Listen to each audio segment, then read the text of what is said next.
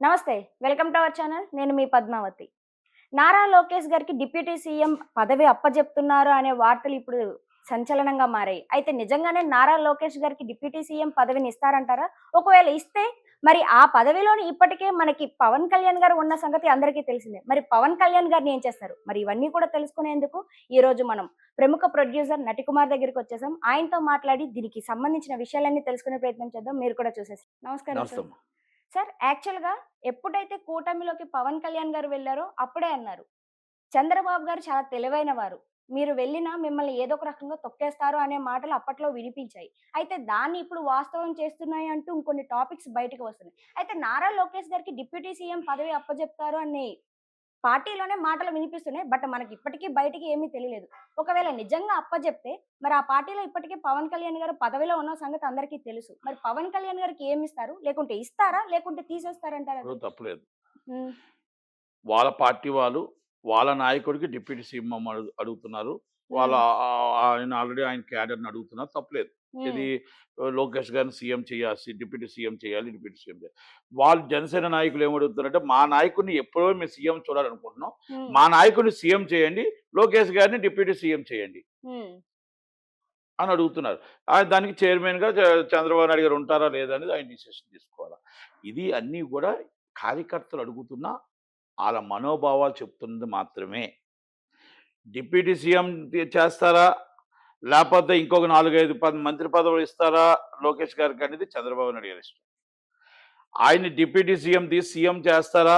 లేపోతే central minister చేస్తారా అనేది సీఎం గారి ఇష్టం. అండ్ అవును. మోడీ గారి ఇష్టం. ఇది కూటమి. అవును.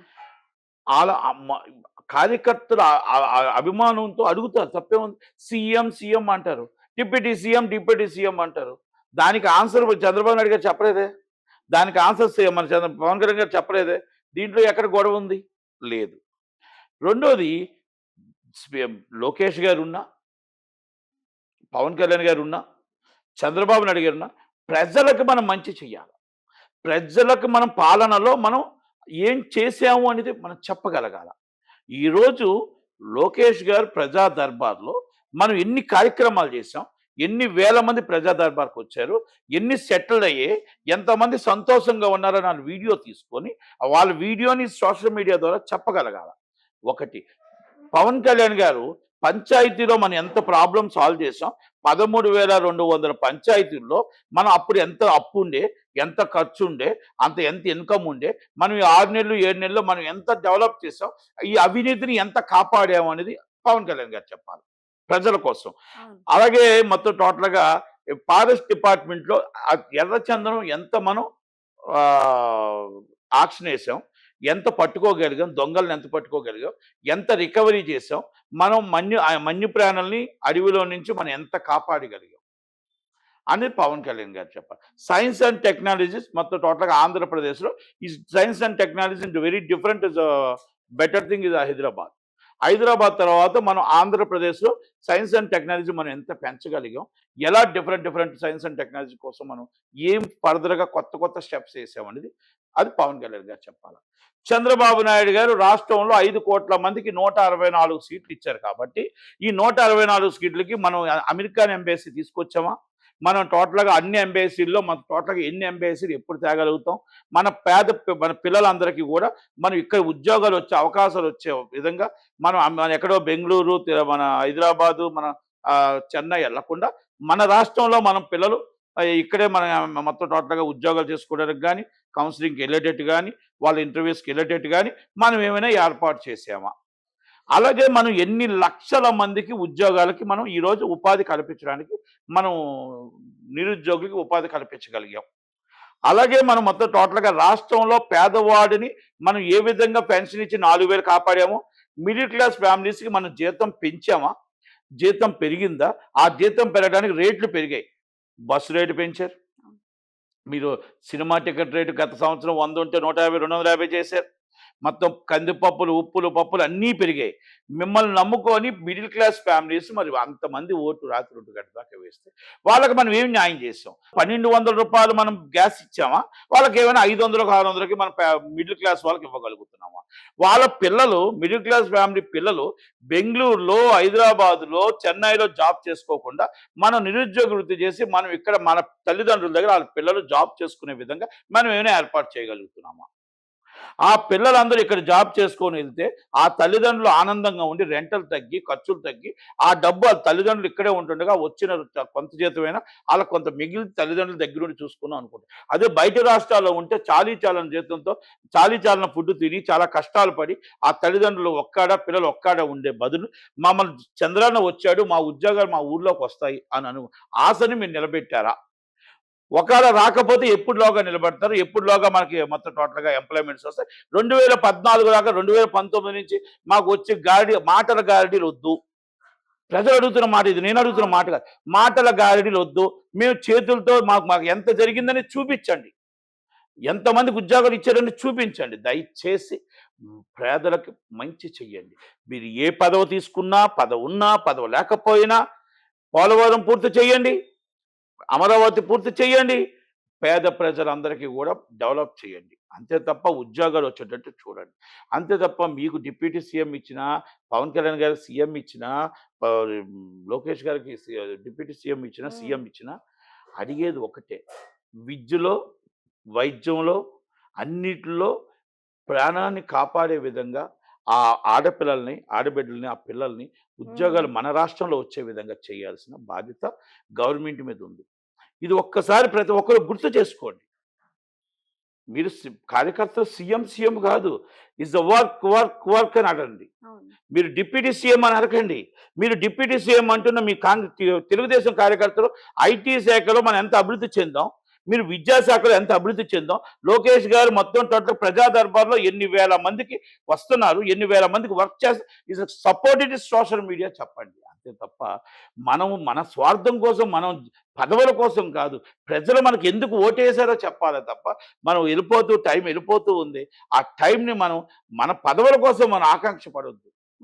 మన పదవుల కోసం మనం ఆకాంక్ష పడొద్దు. ఆయన already CM, equal to CM is rank. Already Chandrababu Naidu గారు సీఎం ఉన్నారు. ఆయనే అక్కడ ఉన్నారు కదా. మీరు గత పాలకులు చేసినట్టే ఇక్కడ మీకు ఎమ్మెల్యేలు.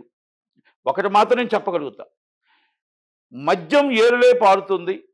బెల్ట్ షాపులు అయితే కుటీరంలాగా పెట్టి ఉన్నారు. దానికి ఎవరు చర్య తీసుకోవట్లేదు. ఇసుక ఫ్రీగా వస్తుంది అంటున్నారు. ఇసుక మాఫియా వెళ్తుంది. ఎమ్మెల్యేల హస్తాలు ఉన్నాయి. మొత్తం టోటల్గా ఎక్కడైతే మైనింగ్స్ ఉన్నాయో మైనింగ్స్లో బెదిరింపులు వస్తున్నాయి.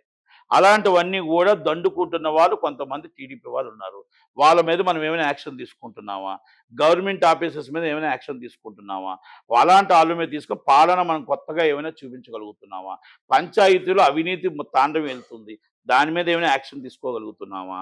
మనం ఇవన్నీ కూడా మన గద్దప చెక్కలు యథాచోచగా స్మగ్లింగ్ జరుగుతుంది. దాని మీద ఏమైనా యాక్షన్ తీసుకోగలుగుతున్నామా? ఆ ఆఫీసర్లు ఏమైనా సర్వీస్ నుంచి రిమూవ్ చేయగలుగుతున్నామా? ఇలాంటివన్నీ కూడా మనం రివ్యూ చేసుకోగలిగితే మన కాడికి వచ్చిన ప్రజా దర్బారు వచ్చిన వాళ్ళు ₹1000 ఖర్చు పెట్టి అక్కడ స్పందన కార్యక్రమంలో న్యాయం జరగకపోతే మీ దగ్గరకు వస్తున్నారు. మీ దగ్గర కూడా న్యాయం జరగకపోతే ఎన్నిసార్లు మీ దగ్గరకు వస్తారు? ఆ కాగితానికి వాల్యూ ఉండాలి అంటే ఆ వర్క్ చేసి మీరు అక్కడే కూర్చోబెట్టి మధ్యాహ్నం భోజనం పెట్టి, ఉదయం టిఫిన్ పెట్టి, మధ్యాహ్నం భోజనం పెట్టి ఈజ్ వర్క్ చేశాం. మీకు వర్క్ అయింది వెళ్ళండి జిల్లా కలెక్టర్ దగ్గరికి, మీకు వర్క్ అయింది ఎంఆర్ఓ దగ్గరికి వెళ్ళండి, మీకు వర్క్ అయింది పంచాయతీ ఈఓ దగ్గరికి వెళ్ళండి, మీకు వర్క్ అయింది జాయింట్ కలెక్టర్ దగ్గరికి వెళ్ళండి. అమ్మా ఈ లోకేష్ గారి దగ్గరికి వస్తే వర్క్ అయిపోతుంది అన్న ఒక భరోసా రావడానికి మీరు అక్కడ కూర్చోబెట్టి, మీరు వచ్చినందుకు ₹1000 ఖర్చు పెట్టుకుని వచ్చినందుకు మీరు అది తీసి మీరు తీసుకొచ్చి ఆ మైక్లో పెట్టి, ఆ తల్లికి అయిన వర్క్, ఆ తల్లికి అయిన లెటర్ తీసి మీరు మైక్లో పెట్టి అది సోషల్ మీడియాలో చెయ్యండి. అసలు సచిన్ పావుని చంపినట్టు జగన్మోహన్ రెడ్డి గారు అయిపోయిన క్యాండిడేట్ని తీసుకొచ్చి మీ సోషల్ మీడియాలో ఆయన్ని రెచ్చగొడుతూ, జగనన్న మళ్ళీ మీరు ఎవరు మన రోజా గారు, మన పేరు రజనీ గారు, ఆ కార్యక్రమాలు ఆయన అయిపోయిన పడుకున్న వాళ్ళని ఎందుకు లేపుతున్నారండి? పడుకున్న వాళ్ళని లేపకండి. మీరు చేసే కార్యక్రమాలు, మీరు చేసే ప్రజా దర్బారు, మీరు చేసే మంచి కార్యక్రమాలు ప్రజలకు చెప్పండి. మాకు జరిగింది, లోకేష్ బాబు ఈ పని చేశాడు, చంద్రబాబు గారు ఈ పని చేశారు, కళ్యాణ్ బాబు ఈ పని చేశాడని ఒక్క మాట మీరు చెప్పించుకోగలిగితే, ప్రజల మాట చెప్తే బాగుంటది. ఎక్కడైనా రోడ్డు గుంత కనబడితే చాలు మాకు చెప్పండి అన్నారు. రోడ్డు నిండా గుంతలే ఉన్నాయండి, ఎక్కడ పూడ్చలేదు. ఇంకా మన 6 నెలలు అవుతుంది, ఇంకా పూడ్చలేదు రోడ్లు. ఇది నేను చెప్పిన మాట కాదు, పవన్ కళ్యాణ్ గారే చెప్పారు. ఇది చెప్తున్న నేను వెళ్తున్న బండిలో కూడా ఎక్కడ పడితే అక్కడ గతుకులు గతుకులు గతుకులు గతుకులు వెళ్తూనే ఉన్నాయి. దాన్ని అరికట్టడానికి ప్రయత్నం చేద్దాం. లేదా మీ దగ్గర డబ్బులు లేవో చెప్పండి, గతంలో జనభూమిలో 50% వేసుకోండి, మీ ప్రజలు కూడా 50% వేసుకోండి అన్నట్టు అలాంటి స్కీములైనా పెట్టండి. ప్రజలే భారం మోస్తారు, తప్పదు. గవర్నమెంట్లు ఎన్నుకున్నాక ప్రజల భారం మోస్తారు, ఆ ప్రజలే ఆ రోడ్లు వేసుకుంటారు. మీరు అలాంటి కార్యక్రమాలు ఏమైనా పెట్టండి సార్, ప్లీజ్. ప్రజలను కాపాడండి, ప్రజలను నిలబెట్టండి. ప్రజల వద్దే పాలన. మీరు ప్రజా దర్బారు పెడితే ప్రజా దర్బార్లో కార్యక్రమాలు అయ్యే విధంగా ఉండాలి తప్ప ఆ కాగితం తీసుకెళ్లి చెత్తబొట్లో పడే విధంగా ఉండకూడదు అన్నమాట నా ఆవేదనతో, నా బాధతో. ఇది ప్రజల మాటలు, అందరి మాటలు జోడించి మీరు నాకు ఇచ్చిన కెమెరా చూస్తున్న 10,000 మందికి, 20,000 మందికి ఇది నిజమైతే కామెంట్ చేయండి, అబద్ధమైతే నన్ను తిట్టండి, నో ప్రాబ్లం. ఇది లేదు, చాలా బాగా కార్యక్రమాలు జరుగుతున్నాయి అనుకుంటే, ఇది నిజంగా ఉంటే నిజంగా చెప్పండి, తప్పులేదు. ఎందుకంటే 100% నాకు ప్రతి ఏరియాలో కూడా నేను చెప్తున్న మాటలు బట్టే నేను ఇది మీకు ఎక్స్ప్లెయిన్ చేస్తున్నా. పార్టీకి యాంటీ కాదు, లోకేష్ గారికి యాంటీ కాదు. రివ్యూ అంటారు, మనం తెలుసుకునేటప్పుడు కంపల్సరీ ఒక్కసారి దాన్ని మనం రివ్యూ చేయకపోతే భజన కొడుతూ వెళ్తే 100% రేపు వచ్చే సమయంలో ఈ భజన మనకి ఎక్కడో ఒకటి దెబ్బ తగులుతుంది. కాబట్టి జరిగింది జరిగినట్టు చెప్పగలిగితే రెక్టిఫై చేసుకోవడం అవుతుందనేది మాత్రం మీకు చెప్పగలుగుతున్నాను. Thank you very much.